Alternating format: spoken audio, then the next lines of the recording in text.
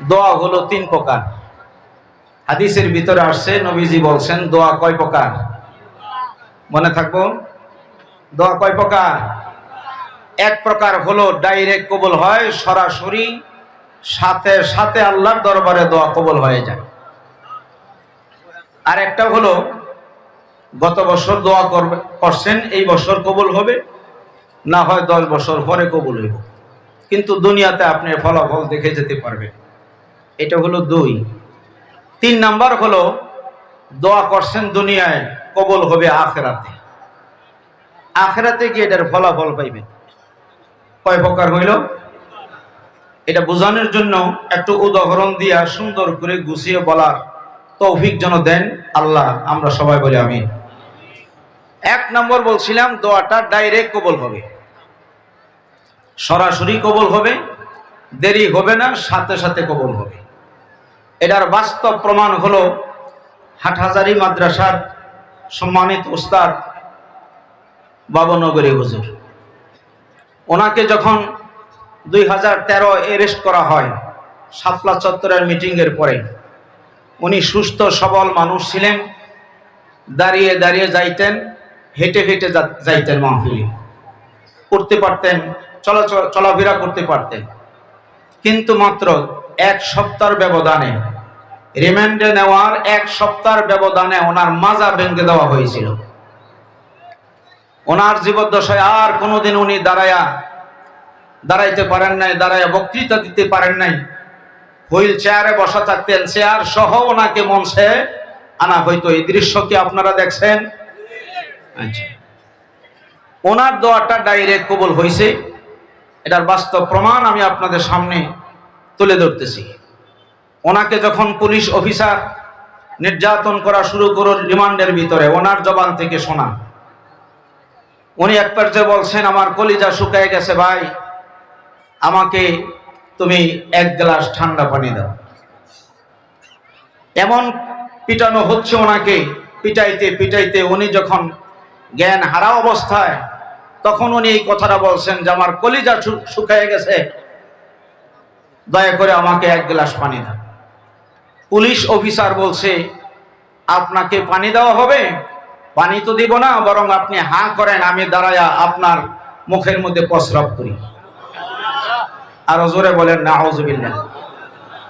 যেই লোকটাকে বলা হলো আপনি হাঁ করেন, আপনার মুখের মধ্যে প্রস্রাব করব, এই লোকটা সারা বাংলাদেশের হাজার হাজার নয়, লক্ষ লক্ষ বড় বড় আলেমদের উস্তাদ, যাদেরকে বলা হয় উস্তাজুল আসাতিজা, এমন একজন আলেমকে এই কথা বলার পরে বাবনগরী হুজুর বলছেন, আলেমের সাথে বেয়াদবি কইরো না, আল্লাহ বরদাস্ত করবেন।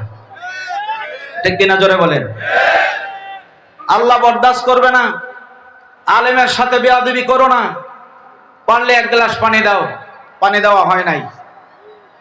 আল্লাহর ওলির জবান থেকে কথাটা বের হওয়ার 1 সপ্তাহের ভিতরে ওই পুলিশ অফিসারের মেয়ে, ঐশী নামক কন্যা সন্তান দেই তাকে আল্লাহ জব করাইয়া ছাড়ছেন।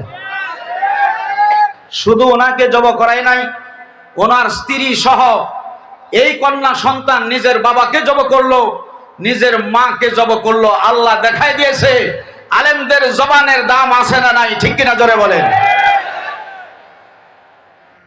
এরপরে 2 নম্বর হলো, অনেকে বলতেছে যে আমরা তো দোয়া করতেছি, দোয়া তো কবুল হচ্ছে না, তারা তো 2041-এর আগে নামবে না, ঠিক না? তা আমরা তখন বলতাম একটু ধৈর্য ধারণ করুন, 2 নম্বর দোয়া ইনশাআল্লাহ কবুল হবে, তবে একটু দেরিতে হবে।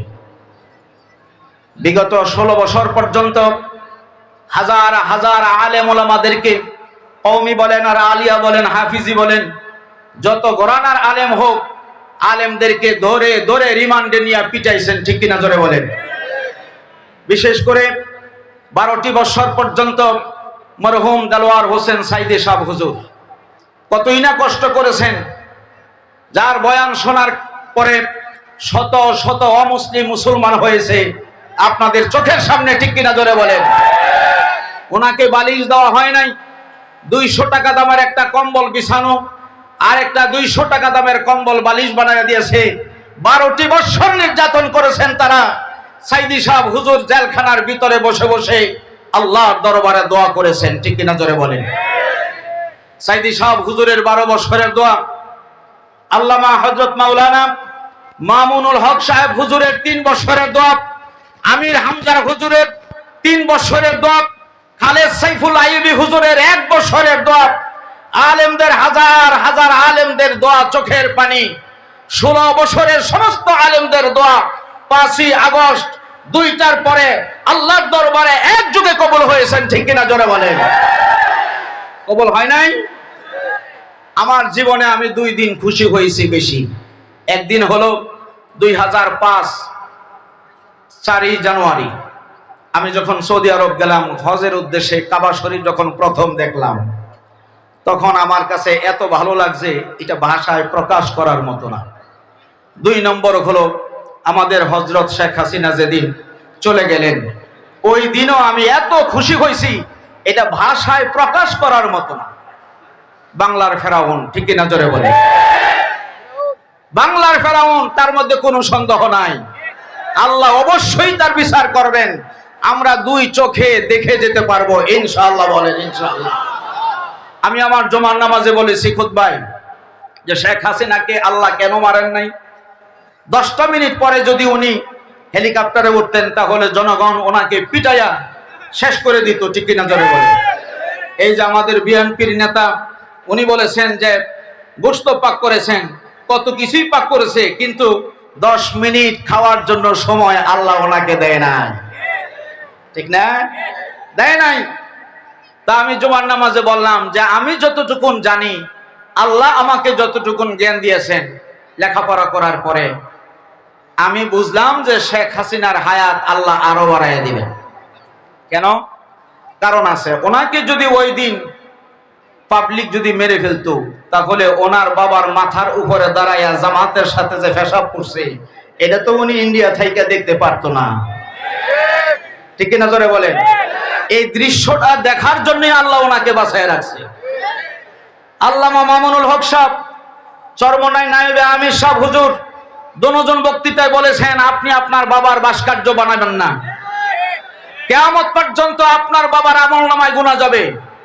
আপনি যদি পারেন তাহলে মসজিদ বানান আপনার বাবার নামে, যদি পারেন আপনার বাবার নামে মাদ্রাসা বানান, কিয়ামত পর্যন্ত আপনার বাবার আমলনামায় সওয়াব যাবে, ঠিক কিনা জোরে বলেন। এটা আখিরাতের কথা বলছেন। আর দুনিয়াতে পাখি এসে আপনার বাবার মাথায় বসে পায়খানা করব, এই দৃশ্য আমরাও দেখব, আপনিও দেখবেন, এটা সহ্য হবে না। এটা হলো দুনিয়ার মুসিবত, যে পাখি এসে আপনার বাবার মাথার মধ্যে বসে, ভাস্কর্যের মাথার মধ্যে বসে পায়খানা করব, দেখতেও খারাপ দেখা যায়। অতএব প্রধানমন্ত্রী, আপনি এই কাজটা করবেন না। কে শোনে কার কথা, ঠিক কিনা জোরে বলেন। 4000 কোটি টাকা খরচ করে বাংলাদেশের আনাচে কানাচে ওনার বাবার মূর্তি বানায় রাখছে। এই 4000 কোটি টাকা কাদের? আমাদের টাকা, আমাদের ট্যাক্সের টাকা, ঠিক কিনা জোরে বলেন। আমাদের টাকা দিয়া ওনার বাবার মূর্তি বানাইলো 4000 কোটি টাকা খরচ করে, ঠিক না? আল্লামা মামুনুল হক সাহেবের কথা ভালো লাগলো না, চরমনার ফির সাহেব হুজুরের কথাও মজা লাগলো না, বানাইলো উনি ভাস্কর্য। এইবার পাখি এসে তো পায়খানা করছি। দেশ যেদিন স্বাধীন হলো, 3 জন আমি ভিডিওতে দেখছি, 3 জন জামাতের সাথে দাঁড়াইয়া ওনার মাথার মধ্যে প্রস্রাব করছে। এটা আসল পাখি না, আদম পাখি, ঠিক কিনা জোরে বলে। কিন্তু উনি দেখছেন ঠিকই, কিছু করার ছিল না। ওনার বাহিনীরা ওনার বাবার ভাস্কর্য ভেঙ্গে চুরে মাটির মধ্যে ধূলিসাৎ করে দিয়েছেন, ঠিক কিনা জোরে বলেন। দেয় নাই? দিয়েছে। তো হাজার হাজার আলেমদের দোয়া এত বছর করছেন, একদিনে কবুল হয়েছে। এটা ছিল 5ই আগস্ট, ঠিক কিনা জোরে বলেন। তাহলে বোঝা গেল আলেমদের দোয়া, মাজলুমের দোয়া কঠিন কালেও আল্লাহ ফিরাইয়া দেয় না, ঠিক কিনা জোরে বলেন। 3 নাম্বার হলো কিয়ামতের ময়দানে দোয়া কবুল হবে। আল্লাহর হাবিব বলেন, একজন মানুষ টাকা নাই, পয়সা নাই, আল্লাহর কাছে মোনাজাতে বলতেছে, রব্বুল আলামিন মেহেরবানি করে তুমি আমাকে কিছু টাকা পয়সা দাও। আল্লাহ রিস্কা চালায়, ঠেলা গাড়ি চালাই, ভ্যান গাড়ি চালাই, সন্তানাদি নিয়ে মা বাবা নিয়ে কষ্টে আছি। রব্বুল আলামিন তুমি মেহেরবানি করে আমারে কিছু টাকা পয়সা দাও, রিজিকের ভিতরে বরকত দিয়া দাও। কিন্তু দোয়া করতেছে, মরণ পর্যন্ত লোকটার দোয়া দেখা যায় কবল হয় নাই। আর একটা লোক দোয়া করতেছে, রব্বুল আলামিন আমার 5টা কন্যা সন্তান, তুমি যদি আমাকে একটা ছেলে সন্তান দিতা, রব্বুল আলামিন আমার কত না ভালো হতো, আমার সম্পদ সে গ্রহণ করত, বাড়ির মধ্যে বাতি জ্বালাইতো। কিন্তু দোয়াটা কবল হয় নাই। দেখা গেছে দোয়াটার রিয়াকশন হয়েছে, আরো 2টা কন্যা সন্তান হয়েছে। আল্লাহ রব্বুল আলামিন তাকে একটা ছেলে সন্তান দেয় না। এরকম দোয়া আছে না নাই? দোয়া করছে ছেলের জন্য, হয়েছে গিয়া আরো 2টা মাইয়া। টাকার জন্য দোয়া করছে, টাকা না দিয়া আল্লাহ আরো গরিব বানায় রাখছে। এরকম লোক আছে না নাই? আরো জোরে বলেন। আল্লাহর হাবিব বলেন, কিয়ামতের ময়দানে গিয়া দেখা যাবে উহুদ পাহাড় পরিমাণ সওয়াব বান্দার আমল নামায় জমা হয়ে আছে। বান্দা বলবে, রব্বুল আলামিন এত সওয়াব আসলো কোত্থেকে? আমি তো এত আমল করি নাই। আল্লাহ ডাক দিয়ে বলবেন, হে বান্দা, তুমি তোমার টাকা পয়সার জন্য দোয়া করেছিলে, আর টাকা পয়সা তো আমি দুনিয়ায় দেই নাই। ছেলে সন্তানের জন্য দোয়া করেছিল, আর সন্তান দেই নাই। কন্যা সন্তান আরো 2টা বাড়ায় দিছিলাম। ও বান্দা, ওই দোয়াটা কবুল হয়েছে, কিন্তু কিয়ামতের ময়দানে দিলাম সন্তান না দিয়া, টাকা পয়সা না দিয়া, উহুদ পাহাড় পরিমাণ সওয়াব আমি আল্লাহ তোর জন্য জমা করে রাখছি। যা বান্দা, এইগুলি নিয়ে জান্নাতে চলে যা। তখন বান্দা বলবে, আল্লাহ ও মালিক, দুনিয়াতে যত দোয়া করছি একটাও যদি কবুল না হইতো, সব যদি আখিরাতে জমা থাকতো, তাহলে আজকে আমি আরো বেশি খুশি হয়ে যাইতাম। জোরে বলুন সুবহানাল্লাহ। 3টা লোকের দোয়া ডাইরেক্ট কবুল হয়। একটা হলো মাজলুম ব্যক্তির দোয়া। গত 16 বছর আলেম সমাজ সবচেয়ে মাজলুম ছিলেন, ঠিক কিনা? জোরে বলেন। আমরা কথা বলতে পারি নাই, সুদের বিরুদ্ধে, ঘুষের বিরুদ্ধে কথা বলতে পারি নাই, আল্লাহর কোরআনের রাজনীতির কথা আমরা বলতে পারি নাই। অথচ আমাদেরকে মঞ্চে বসায়া এরা ঘন্টার পর ঘন্টা দাঁড়াইয়া শরীর রাজনীতি করে চলে যায়। আমরা হক কথা বলতে পারি না, কোরআনের রাজনীতির কথা বলতে পারি না। আমাকে বাধা দেওয়া হতো আমাদেরকে যে হুজুর রাজনীতি বাদ দেন, কবরের ওয়াজ করেন, ঠিক কিনা? জোরে বলেন। এখন তো ওই লোক নাই। তারা কোথায় চলে গেল?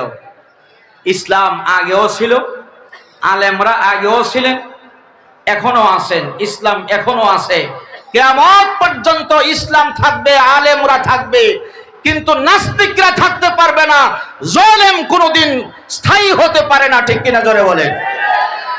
এত ক্ষমতা থাকার পরেও আজকে তাদেরকে এই যে আপনার লাইট দিয়া ঘুরে যাওয়া একজন শ্রমিক পাওয়া যায় না, তাদের কর্মী পাওয়া যায় না, নেতা তো দূরের কথা, কর্মীরই খবর নাই, ঠিক কিনা? জোরে বলেন। এই ব্যবস্থা কে করছে? আরো জোরে। আল্লাহ নবী বলেন, 3টা লোকের দোয়া ডাইরেক্ট আল্লাহর দরবারে কবুল হয়। একটা হলো মাজলুম ব্যক্তির দোয়া, আর একটা হলো মুসাফিরের দোয়া। 3 নাম্বার বিশ্ব নবী বলছেন, আর একটা হলো মা বাবা যদি সন্তানের জন্য দোয়া করে, এই দোয়াটা আল্লাহর দরবারে ডাইরেক্ট কবুল হয়ে যায়। সুবহানাল্লাহ। জোরে।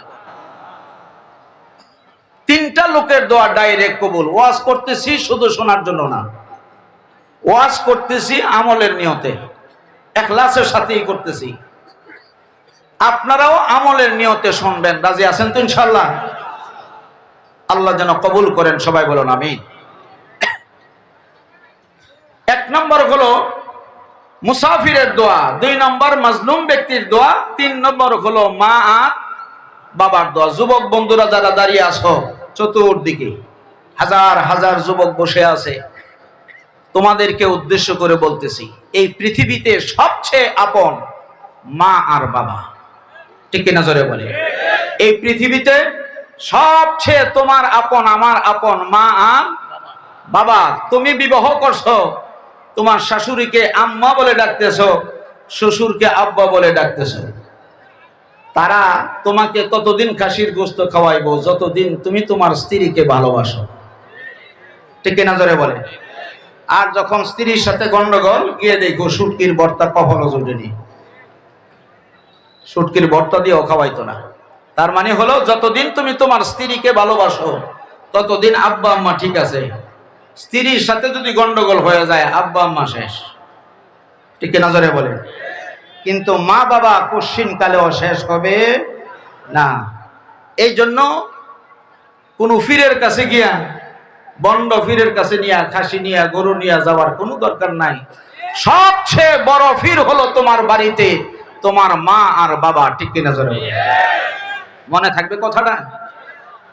মা আর বাবার দোয়া যে কবুল হয়, এটার ছোট্ট একটা ঘটনা আমি বলে এরপরে ইনশাআল্লাহ আমি আমার মূল বিষয়ের উপর আলোচনা করব ইনশাআল্লাহ। ভালো করে শুনবেন। আমার জীবদ্দশায় যা ঘটছে, আজ থেকে 16-17 বছর আগে আমার একটা মাহফিল ছিল সুনামগঞ্জ। আমি কুমিল্লা থেকে আসতেছি, আইসা বাড়িতে না আইসা ওই সুনামগঞ্জ চলে গেছি মার্চ মাসের লাস্টে, তখন বৃষ্টি বাদলের দিন। তো আমিও নৌকার মধ্যে উঠছি। সুনামগঞ্জ বাস স্টেশনের পশ্চিম পাশে একটা নদী আছে, নদীর নাম হলো সুরমা নদী। তো এই নদী দিয়া প্রায় 10-12 কিলোমিটার উত্তর দিকে যেতে হবে। কয়দিন আগে আবার এই যে গত মাসে ওইখানে আবার ওয়াজ করে আসছি। তো আমি যখন উঠলাম 2-3 কিলোমিটার যাওয়ার পরে ওই দক্ষিণ দিক থেকে বাতাস, ঝড়, বৃষ্টি মানে এমন ভাবে আসতেছে বেগে, নৌকার ভিতরে যারা ছিল 30-35 জন, যারা জীবনে এক ওয়াক্ত নামাজও পড়ছে না, জানাজার নামাজও পড়ে না, এরাও তুফানের দোয়া করতেছে, লা ইলাহা ইল্লা আনতা সুবহানাকা ইন্নী কুনতু মিনাজ জালিমিন। তুফানের দোয়া করে। তুফান যত কাছে আইতেছে দোয়ার স্পিড তত বাড়তেছে। লাস্টে গিয়া দোয়া আর পুরাটা শেষ হয় না, লা ইলাহা ইল্লা আনতা সুবহানাকা, লা ইলাহা ইল্লা আনতা সুবহানাকা, আনতা পর্যন্ত যায়। আনতার পরে আর খবর নেই। আমিও দোয়া করতেছি, লা ইলাহা ইল্লা আনতা সুবহানাকা ইন্নী কুনতু মিনাজ জালিমিন, আল্লাহ তুমি আমারে বিজাইও না, মনে মনে কইতাছি। কিন্তু আমরা যে দোয়া করতেছি, আমি মৌলবী সহ, একটা লোকের দোয়াও কবুল হইল না। তুফান আরো কাছে আইতাছে, বৃষ্টি পড়তাছে, দেখা যাইতাছে, সর্বনাশ। আজকে যদি বিজি, এই ভিজা কাপড় নিয়া সুনামগঞ্জ ওইখানে গিয়া ওয়াজ করবো কেমনি? হঠাৎ করে মনে হইল, আরে আমার তো মা আছে, বাবা আছে। তো বাবার কাছে তোর মোবাইল নাই, মার কাছে একটা বাটন মোবাইল আছে। আমি তাড়াতাড়ি মার কাছে কল লাগাই দিলাম। আমার বাড়ি নরসিংদী, মা বাবা তখন নরসিংদী থাকেন। তো মাকে বললাম, মা গো, আমি তো নৌকার মধ্যে আছি সুনামগঞ্জ, চতুর্দিকে ঘর বাড়ি নাই, কিচ্ছু নাই। তো তুফান আসতেছে, যদি বৃষ্টি ভিজে যায় তাহলে ওয়াজ করবো কেমনে? আপনি একটু দোয়া করিয়েন, সংক্ষেপে যতটুকু বলা যায়। আমি বলার পরে মা, আমার মূর্খ মা, বাংলাও জানে না, আরবিও জানে না, উনি বলতেছেন, তুই কোনো চিন্তাই করিস না, আল্লাহ তোরে ভিজাইতো না, তুই চুপ করে বয়ে থাক। সুবহানাল্লাহ, আরো জোরে কর। এইভাবেই বলছে নরসিংদীর ভাষায়, তুই কোনো চিন্তাই করিস না, আল্লাহ তোরে ভিজাইতো না, তুই চুপ করে বয়ে থাক। তা আমি আল্লাহ ইলাহা ইল্লা আনতা পড়ি না, কারণ পইরা দেখছি তুফান খালি কাছে আই, তখন যা করবো মায়ও করবো না। মানে আমি চুপ করে বই রয়েছি ওই হাদিসের উপর, যে আল্লাহ রাসূল বলছেন মা বাবার দোয়া কবুল হয়, এইটার উপরে বিশ্বাস করে বই রয়েছি। আমি আল্লাহ ইলাহা ইল্লা আনতা পড়ি না। কিছুক্ষণ পরে দেখলাম মার দোয়া যে কেমনে কবুল হইল। প্রায় আমার নৌকা থেকে 20 ফুট দূরে পানি যে পড়তেছে, পানির মধ্যে বৃষ্টির পানি পানির মধ্যে পড়তেছে, এটা তো দেখা যায় সামনে, ঠিক না? কিন্তু 20 ফুট দূর থেকে এমন একটা বাতাস আসছে, এক বাতাসের ধাক্কায় মেঘমালাটা পশ্চিম দিকে সরে গেল। আরো জোরে কোন সুবহানাল্লাহ। পশ্চিম দিকে সরে গিয়া এরপরে যে উত্তর দিকে ছুটছে, আমাদের নৌকা এই জায়গায় আছে, কিন্তু বৃষ্টি চলে গেছে উত্তরে। আল্লাহর জাতের কসম করে বলতেছি, আমি গুলজারি তো দূরের কথা, আমার নৌকার ভিতরে 30-35 জন প্যাসেঞ্জারের শরীরের উপরে একটা বৃষ্টির ফুটাও পড়ে নাই। আরো জোরে কোন সুবহানাল্লাহ। এইবার তো বিশ্বাস হয়েছে, এটা বাস্তব, এটা কোনো কিতাবও পাইতেন না, এটা কিতাবের ওয়াজ পড়ছিও না। যত জায়গায় আমি জামে পড়ি মাহফিলে যাইতে গিয়া সব জায়গায়, এখন তো আর বাবা নাই, মাকে আমি মোবাইল করি, মাগো অমুক জায়গায় জামে পড়ছি, আপনি একটু দোয়া করেন। মা সাথে সাথে বলে, তুই কোনো চিন্তা করিস না, আল্লাহ তোরা জায়গা মতন পৌঁছাই দিব। ঠিকই দেখি গাড়ি চলতে আছে, সুবহানাল্লাহ। এইবার একটা হাদিস বলি, এটা তো বললাম আমার নিজের ইতিহাস। মা বাবার দোয়া যে কবুল হয় এটার একটা হাদিস আপনারা শুনেন। হুজুর সাল্লাল্লাহু আলাইহি ওয়াসাল্লাম বিকাল বেলায় আসরের নামাজের পরে, হাদিসের ভিতরে আসছে, সাহাবায়ে কেরামদেরকে নিয়ে উনি একটু ঘোরাফেরা করতেছে। আমরা বিকাল বেলায় আলো বাতাস খাওয়ার জন্য নদীর পাড় দিয়ে ঘুরি না, তো নবীজিও ঘোরাফেরা করতেছে। তো হাদিসের ভিতরে আসছে, পাহাড়ের নিচে যখন নবীজি গেলেন, পাহাড়ের নিচে যাওয়ার পরে পাহাড়ের নিচে অনেকগুলো কবর ছিল। এই কবরের পাশে গিয়া আল্লাহ রাসূল আর সামনে যায় না। নবীজি এই জায়গাটার মধ্যে দাঁড়াইয়া একটা কবরের দিকে তাকাইয়া উনি কাঁদতেছেন, চোখ দিয়া পানি ফুটতেছে, এমন ভাবে পড়তেছে ওনার গাল ভিজে গেছে। সুবহানাল্লাহ। সাহাবায়ে কেরাম আশ্চর্য হয়ে গেলেন। আল্লাহ রাসূল আমাদের সাথে আসলেন, নবীর সাথে আমরা আসলাম, আলাপ আলোচনা করতেছেন, সামনে আগাইতেছেন। হঠাৎ করে কবরের পাশে দাঁড়ায়া বিশ্ব নবী কাঁদতেছেন, কারণটা কি? সাহাবায়ে কেরাম থেকে একজন সাহাবী আগায় গেলেন, ডাক দিয়ে বলেন, ইয়া রাসূলুল্লাহ, ওগো নবীজি আপনি কেন কাঁদেন? কিছুই তো বুঝলাম না। আল্লাহর পয়গম্বর প্রশ্নের জবাব দিতে গিয়া বলতেছেন, লাউ তা'লামুনা মা আ'লামু লা দাহিকতুম কলিলান ওয়া লা বাকাইতুম কাসীরা ওয়া লা তালাজ্জাজতুম বিন নিসাই আলাল ফারাশ।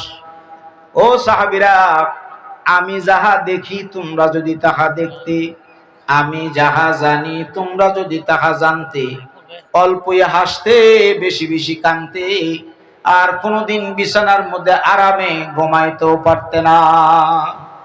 তার কারণ হলো, আমি যখন কোন কবরের নিকট দিয়া যাই, কোন কবরের ভিতরে আযাব হয়, কোনটার ভিতরে আযাব হয় না, আমার মাওলা আমারে দেখায়।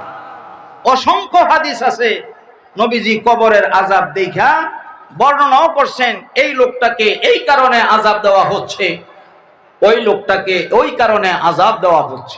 অসংখ্য হাদিস আছে। ওই দিন আল্লাহর নবী বললেন, হে সাহাবীরা, আমি যখন কবরের পাশে আসলাম, আমি তাকায় দেখলাম এখানে অসংখ্য কবর আছে, কোন কবরের ভিতরে আযাব নাই, কিন্তু আমার সামনে যেই কবরটা আছে, কবরের ভিতরে ভীষণ আযাব দেওয়া হচ্ছে। একটা যুবক ছেলের পায়ের মধ্যে আগুনের রশি দিয়া বাঁধছে, আগুনের শিকল দিয়া বেঁধেছে ফেরেশতা। এরপরে মাথা নিচে ঝুলতেছে, বকরির চামড়া যেভাবে তোমরা উল্টা ভাবে ছলায়া নিচে নামাও, ওইভাবে দুইজন ফেরেশতা ওই যুবক ছেলেটার শরীরের চামড়া ছলায়া নিচে নামাইতেছে। ছেলেটা মা মা বলে চিৎকার করতেছে, আল্লাহ তুমি আমারে বাঁচাও, আর আযাব দিও না রে মালিক, আমি সহ্য করতে পারছি না। এভাবে কাঁদতেছে, তার কান্নার আওয়াজ আমি নবী শুনতেছি, যে রকম তোমাদের কথা আমি নবী এখন শুনতেছি। জোরে কোন সুবহানাল্লাহ।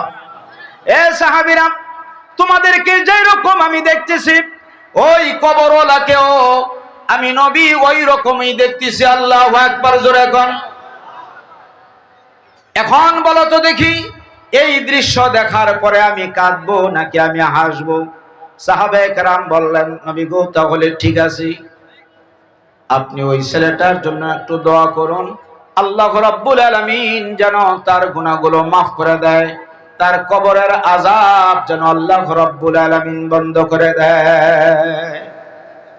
আল্লাহর হাবিব বললেন, যুক্তিসঙ্গত কথাই বলেছ। হে সাহাবীরা, তোমরা আমিন আমিন বলো, আমি নবী দোয়া করতেছি, তোমরা আমিন আমিন বলো। এইবার আল্লাহর পয়গম্বর দোয়া করেন, রব্বুল আলামিন এই ছেলের পক্ষ থেকে আমরা সবাই মিলে মাফ চাইতেছি, মেহেরবানি করে তার জিন্দেগির সব গুনাহ তুমি মাফ করে দাও।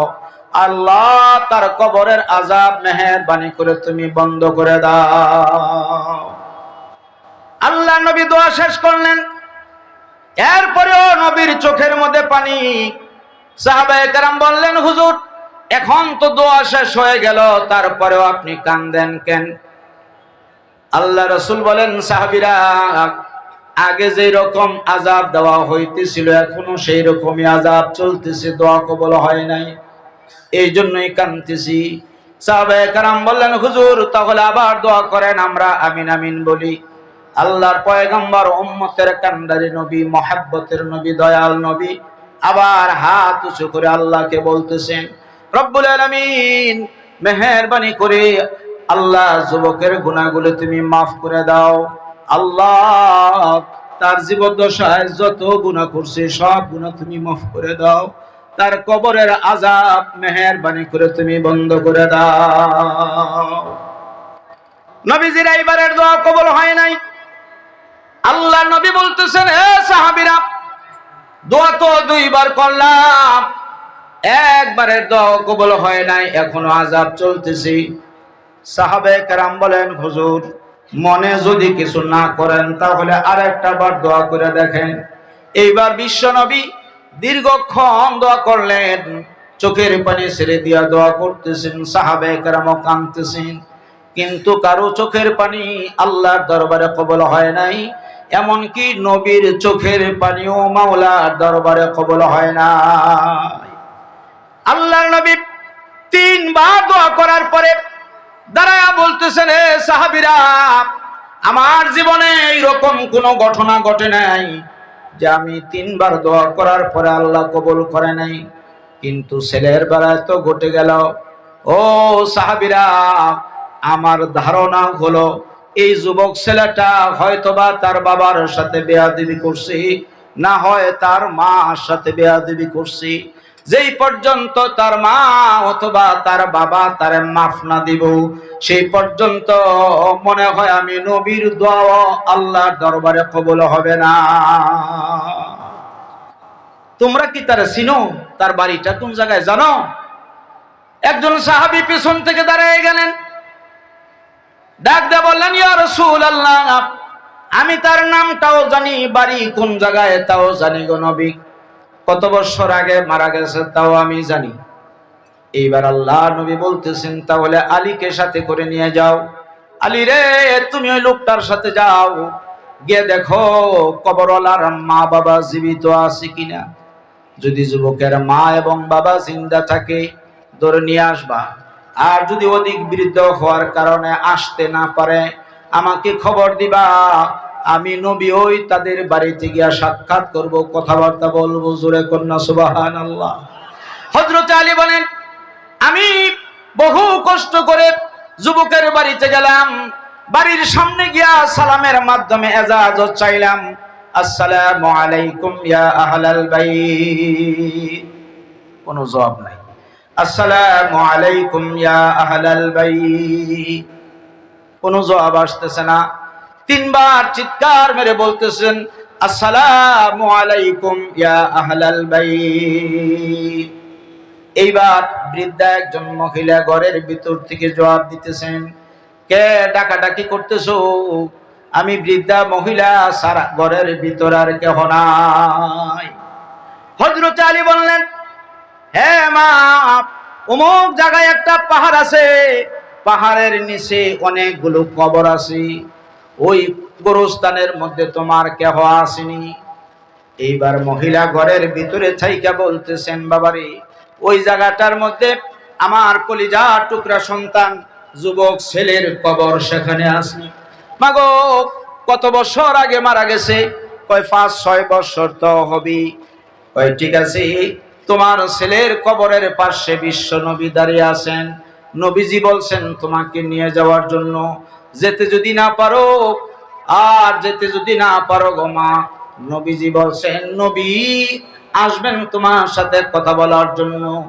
এতটুকুন বলার পরে মহিলা বলতেছেন, না না না, আমার জীবন থেকেও আল্লাহর নবীকে আমি বেশি পছন্দ করি, ভালোবাসি।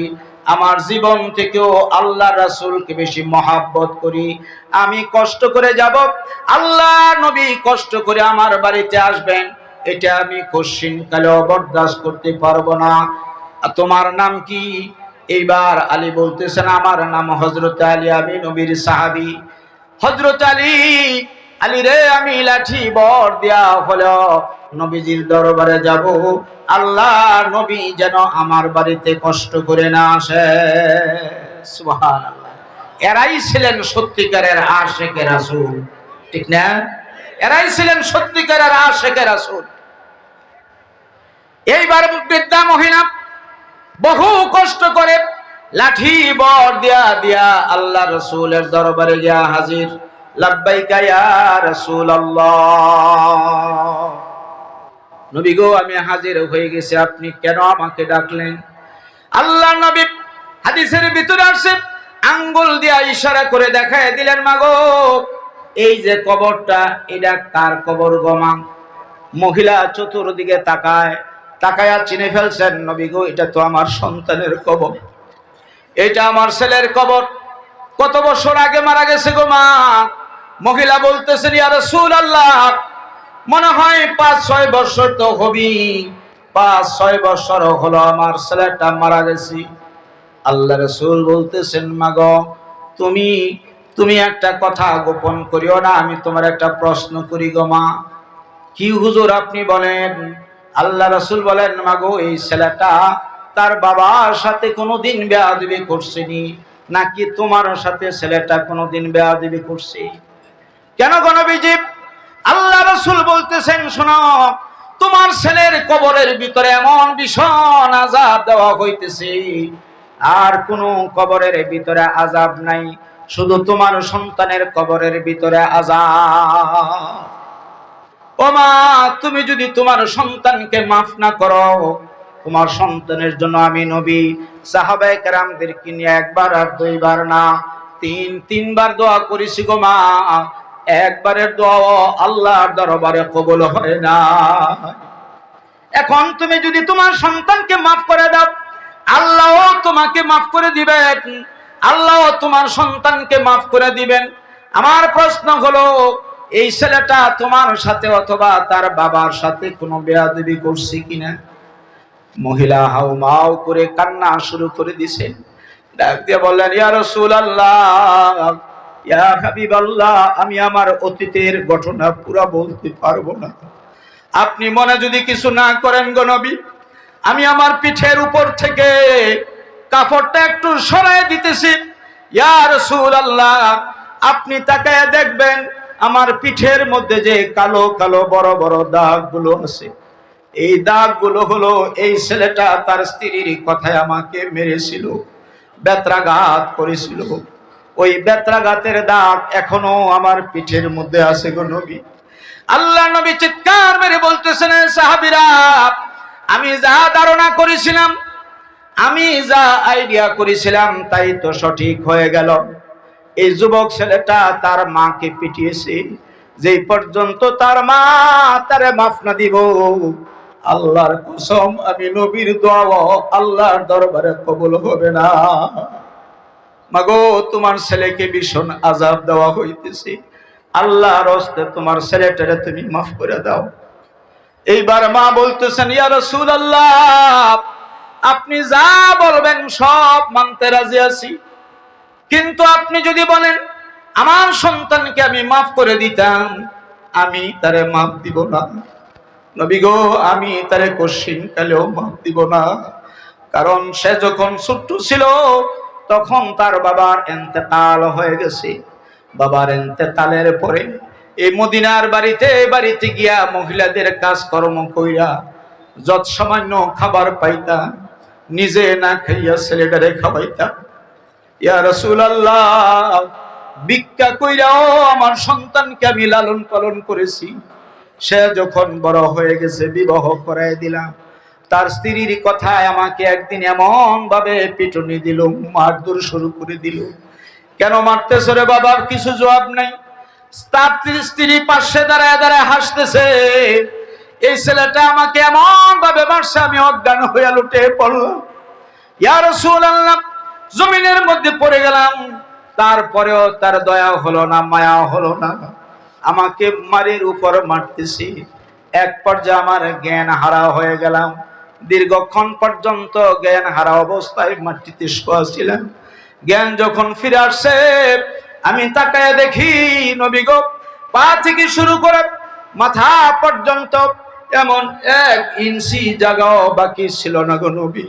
যেই জায়গাটার মধ্যে রক্ত ছিল না, সব জায়গায় রক্তে রক্তাক্ত হয়ে গেছে। আয় আল্লাহ, এই দুনিয়াতে আমার মা নাই, বাবা নাই, আমার স্বামীও অনেক দিন আগে মারা গেছে। মাওলা রে, এই সন্তানটাই ছিল দুনিয়াতে আমার আপন, আজকে স্ত্রীর কথা এই ছেলেটাও আমার দুশ্মনে পরিণত হয়ে গেল। মাওলা রে, বিচারটা আমি তোমার কাছেই দিলাম। নবী গো, আমার মন বলতেছি এই বৃদ্ধা মহিলার দোয়া মনে হয় আল্লাহর দরবারে কবুল হয়ে গেছে। ইয়া রাসূলুল্লাহ, তার কবরের ভিতরে আযাব হোক, এইটাই আমি চাই। তার কবরের ভিতরে ভীষণ আযাব দেওয়া হোক, শাস্তি দেওয়া হোক, এই দোয়াটাই তো আমি করছিলাম। আল্লাহর পয়গম্বর বলতেছেন, মাগো তাহলে তুমি কি তাকে মাফ করবা না? কয় না হুজুর, মাফ দিব না। আল্লাহর নবী বেজার হয়ে গেলেন, মহিলাকে বিদায় করে দিলেন, যাও মা তুমি বাসায় চলে যাও। নবীজি বাড়িতে চলে আসলেন। এশার নামাজ পড়া আল্লাহর নবী দোয়া করে, আল্লাহ কোন মানুষকে তুমি কবরের আযাব দেখাইবা না, এইটাই ঠিক আছে। যদি মানুষকে কবরের আযাব দেখাও, কোন মানুষ ঘর সংসার করতে পারবে না, সব পাগল হয়ে যাবে।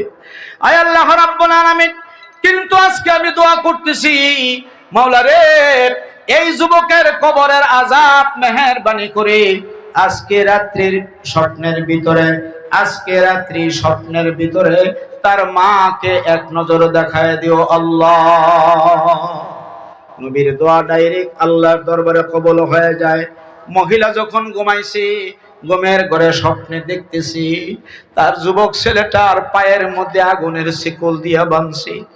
2 জন কালো বর্ণের বিশাল আকৃতির ফেরেশতা দাঁড়ালো ছুরি নিয়া তার শরীরের চামড়া ছলায়া নিচে নামাইতেছে। ছেলেটা মা মা বলে চিৎকার করতেছে। রক্ত মাখা শরীর দেখা মা আর সহ্য করতে পারে নাই। ঘুমের ভিতরে, স্বপ্নের ভিতরে একটা চিৎকার মারছে, আল্লাহ আল্লাহ, তুমি আমার সন্তানকে মাফ করে দাও। এক চিৎকারে মহিলার ঘুম ভেঙে গেল। এবার ঘুম থেকে সজাগ হইয়া সিজদায় পড়ে শুধু কান্দে আর কয়, রব্বুল আলামিন, আমি যদি জানতাম আমার ছেলের তুমি এইরকম আযাব দিতেছো, আমি কবই না আমার ছেলেরে মাফ করে দিতাম। মাওলা রে, আমার ছেলেটা কেমনে সহ্য করব? তার শরীরের চামড়া এইভাবে সোলায়া ফেরেশতা নিচে নামাইতেছে।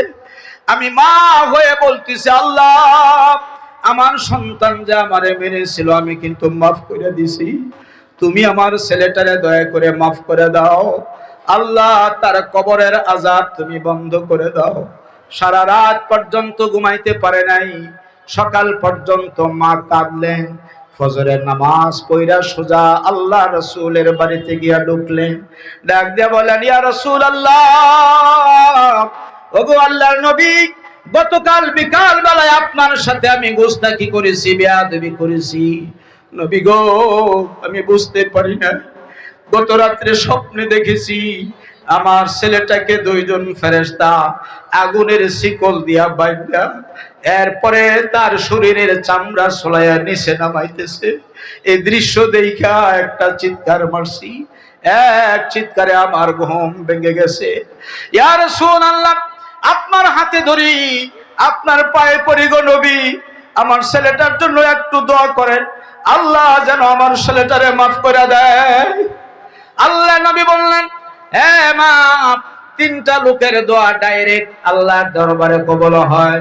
1 নম্বর হলো মুসাফিরের দোয়া, 2 নম্বর হলো মাজলুম ব্যক্তির দোয়া, 3 নম্বর হলো মা আর বাবা যদি সন্তানের জন্য দোয়া করে, এই দোয়াটা ডাইরেক্ট আল্লাহর দরবারে কবুল হয়ে যায়। তুমি যদি তোমার সন্তানের জন্য দোয়া করো, এই দোয়াটা ডাইরেক্ট আল্লাহর দরবারে কবুল হয়ে যাবে। আমি নবী গতকাল বিকাল বেলায় সাহাবায়ে কেরামদেরকে নিয়ে একবার আর দুইবার না তিনবার দোয়া করেছিলাম গো মা, আমার দোয়া আল্লাহর দরবারে কবুল হয় নাই। কারণ তোমাকে মেরেছে, তুমি যদি তারে মাফ না করো আল্লাহ তারে মাফ দিবে না।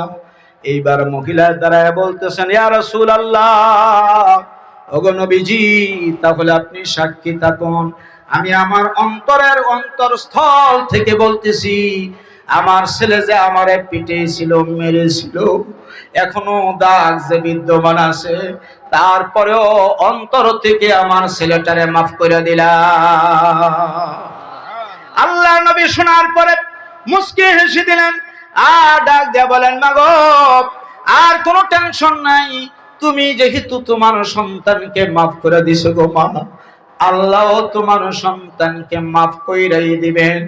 আল্লাহ রাসূল বলেন, আমিও দোয়া করব না, সান্ত্বনা দিয়ে বিদায় করে দিলেন। মহিলা যখন চলে গেল, এইবার আল্লাহর পয়গাম্বর আরেকটা দোয়া করছে, আল্লাহ গত রাত্রে যে এরকম তার কবরের আযাব দেখাইছো, আজকে দ্বিতীয় রাত্রে তার ছেলের কবরের হালত, কবরের অবস্থাটা তুমি তার মাকে দেখায় দিও। নবীজির এই দোয়াটাও আল্লাহর দরবারে কবুল হয়ে গেছে। আল্লাহর পয়গম্বর দোয়া করলেন, মাওলার দরবারে দোয়া কবুল। মহিলা যখন ঘুমাইছে, এইবার ঘুমের ঘরে স্বপ্নে দেখে তার ছেলেটা আল্লাহর জান্নাতের ভিতরে বসে বসে জান্নাতি ফল খাইতেছে। এই দৃশ্য দেখার পরে মহিলা হাসতেছে আর বলতেছে, বাবা রে, তুমি কেমন আছো রে বাবা? এইবার ফল খাওয়া বন্ধ করে দিয়া মার চেহারার দিকে তাকায় ছেলেটা কান্দে আর কয়, মাগো তুমি যে কত বড় সম্পদ, তুমি যে কত বড় দৌলত আমি দুনিয়ায় বুঝতে পারি নাই, মরণের পরে হারে হারে টের পাইছি গো মা, তোমার দোয়া যা ডাইরেক্ট আল্লাহর দরবারে কবুল।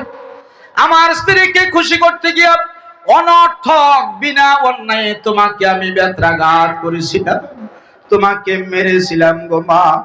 এই কারণে বিগত 6টা বছর পর্যন্ত রাত দিন 24 ঘন্টা বকরির চামড়ার মতন চামড়া চলাইয়া নিছে না ভাইছি। মাগো ধৈর্য ধারণ করার মতো নয়।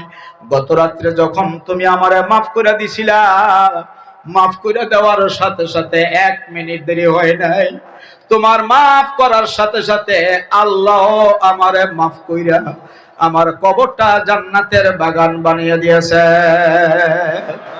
ও মা, তুমি যদি আমারে ক্ষমা না করতে, তুমি যদি আমাকে মাফ না দিতে, কিয়ামত পর্যন্ত কবরের ভিতরে এই শাস্তি আমার হতো। কিয়ামতের ময়দান থেকে অনন্ত সীম কালের জন্য আল্লাহ আমাকে জাহান্নামে পাঠিয়ে দিত। ও মা, তুমি যে আমারে মাফ করে দিছো, আল্লাহ আমারে মাফ করে দিছি। জোরে কোন সুবহানাল্লাহ। এই হাজার হাজার মানুষের ভিতর থেকে এমনও মানুষ থাকতে পারে, হুজুর এই ওয়াজটা যদি আমি 2টা বছর আগে শুনতাম, আমার যে কত লাভ হইতো, আমার যে কত ভালো হতো। কারণ 2 বছর আগে আমার মা ছিল, বাবা ছিল, এখন তো মাও নাই, বাবাও নাই। বাপ মার সাথে আমিও বেয়াদবি করেছিলাম, কিন্তু মা যখন মারা যায়, বাবা যখন মারা যায়, আমি ঢাকা ছিলাম, অমুক জায়গায় ছিলাম, মা আর বাবার কাছ থেকে মাপ নিতে পারি নাই। এইরকম থাকতে পারে না ভাই? থাকতে পারে না? বাবার সাথে বেয়াদবি করছেন, মার সাথে বেয়াদবি করছেন, কিন্তু মরণের সময় মাপ নিতে পারেন নাই। এখন আপনার অবস্থাটা কি? আল্লাহ রাসূল বলেন সিস্টেম আছে 2টা। জোরে বলেন আলহামদুলিল্লাহ। আপনার মা মারা গেছে, বাবা মারা গেছে, এরপরেও আপনি মাপ নেওয়ার সিস্টেম আছে কয়টা? 2টা। খুব খেয়াল করে শুনবেন। 1 নাম্বার হলো বাবা মারা গেছে, বাবার আপন ভাই আমাদের কি হয় বলেন? চাচা।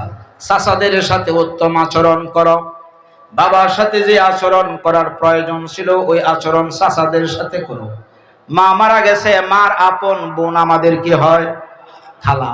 খালাদের সাথে উত্তম আচরণ করো, তো আল্লাহ রাব্বুল আলামিন তোমাকে মাফ করে দিবেন। 2 নাম্বার হলো মা মারা গেছে, বাবা মারা গেছে, সমস্যা নাই, মাপ নিতে পারো নাই, যত জায়গায় মসজিদ গুলো আছে এগুলি কার ঘর জোরে বলেন? সারা বাংলাদেশে, সারা পৃথিবীতে যত জায়গায় নামাজ পড়া হয় যে ঘরের ভিতরে, এটা কার ঘর জোরে বলেন তো? আল্লাহর ঘর, মসজিদ। মসজিদের বাহিরে দেখবেন দান বক্স লেখা আছে, এটার ভিতরে 5টা টাকা দিলেন মার জন্য, 5টা টাকা ফালায় দিলেন বাবার জন্য। কিয়ামত পর্যন্ত মসজিদ থাকবে, কিয়ামত পর্যন্ত মা বাবা কবরের ভিতরে থাইকা সওয়াব পেতে থাকবে। যত জায়গায় এতিমখানা মাদ্রাসা আছে, এই মাদ্রাসাগুলো কার ঘর চিল্লাইয়া বলেন তো দেখি? না, নবীর ঘর। মসজিদগুলো হলো আল্লাহর ঘর, মাদ্রাসাগুলো কার ঘর? নবীর ঘর। ওই নবীর ঘরের মধ্যে আপনি 5টা টাকা দিলেন মার জন্য, 5টা টাকা দিলেন বাবার জন্য। কিয়ামত পর্যন্ত প্রকৃত মাদ্রাসাগুলো কিয়ামত পর্যন্তই থাকবে। কিয়ামত পর্যন্ত ছাত্ররা ছাত্রীরা আল্লাহর কোরআন শরীফ তেলাওয়াত করবে। তারা তেলাওয়াত করার পরে যত সওয়াব ছাত্ররা পাবে, সমপরিমাণ সওয়াব আপনিও পাইবেন, আপনার মা বাবা কিয়ামত পর্যন্ত সমপরিমাণ সওয়াব পেতে থাকবে। এইবার কবরের জগতে থাইকা আপনার মা আর আমার বাবা, আমার মা আল্লাহর কাছে বলবে, আল্লাহ, যেই সন্তান দুনিয়াতে থাকা অবস্থায় আমাদেরকে কষ্ট দিত, এই সন্তান দেখি ভালো কাজের মধ্যে অংশগ্রহণ করছে, সওয়াব কাজের মধ্যে অংশগ্রহণ করছে, মসজিদে আমাদের জন্য 5টা টাকা দিছে, মাদ্রাসায় 10টা টাকা দিছে, সমাজ কল্যাণ পরিষদের মধ্যে 20টা টাকা দিছে, ভালো কাজের মধ্যে টাকা দিছে। মাওলা রে, ওই সওয়াব পাইয়া দাও, আমি নাজাত পেয়ে গেলাম। ও মালিক, তুমি আমার সন্তানকে মাফ করে দাও, আমিও কিন্তু আমার সন্তানকে মাফ করে দিছি। জোরে কোন সুবহানাল্লাহ। এই কাজটা কি আমরা করতে পারবো না ভাই? যাদের মা বাবা নাই, এইরকম কারা কারা আছেন একটু হাত উঁচু করে দেখান তো দেখি। মা নাই অথবা বাবা নাই অথবা দুজন নাই, হাত নামান। আমিও হাত উঠাইলাম এই জন্য, যেহেতু আমার বাবা নাই।